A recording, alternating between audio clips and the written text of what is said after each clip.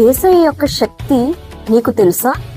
ప్రధాన యాజకుడైన కయపా యొక్క దాసునిగా పిలువబడే మల్కు అనువాడు యేసయ్యను పట్టుకొనుటకు వచ్చినప్పుడు పేతురు తన చెయ్యి చాచి కత్తి దూసి ఆ దాసుని కొట్టి వాని చెవి తెగనరికెను.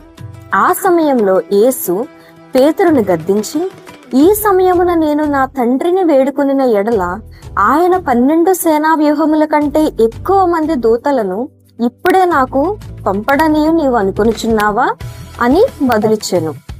యేసు ఇలాగ చెప్పి కయపా యొక్క దాసుడైన మల్కు అనబడే అతనిని స్వస్థపరిచెను. అసలు యేసయ్య చెప్పిన సేనా వ్యూహములు అనగా ఏమి? ఒక్క సేన అనగా రోమా సైనిక దళం ప్రకారము 6000 సైన్యము. 12 సేనా వ్యూహములు అనగా 12 × 6000 అనగా 72,000 దూతలు. ఇప్పుడు ఒక దూత యొక్క సంహరించే సామర్థ్యం ఎంతనో చూద్దాం.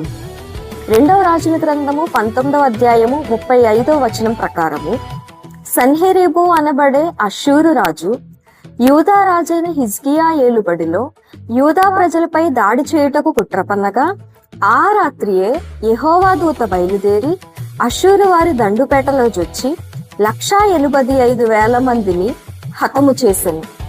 అనగా ఒక దూత ఒక్క క్షణములో ఏకధాటిగా 185,000 మందిని హతము చేయ సామర్థ్యం గలవాడు. ఇప్పుడు 12 సేనా వ్యూహములు అనగా 72,000 మంది దూతలు ఏకధాటిగా ఒక్క క్షణములో 1,332 కోట్ల మందిని సంహరించ సామర్థ్యం గలవారు.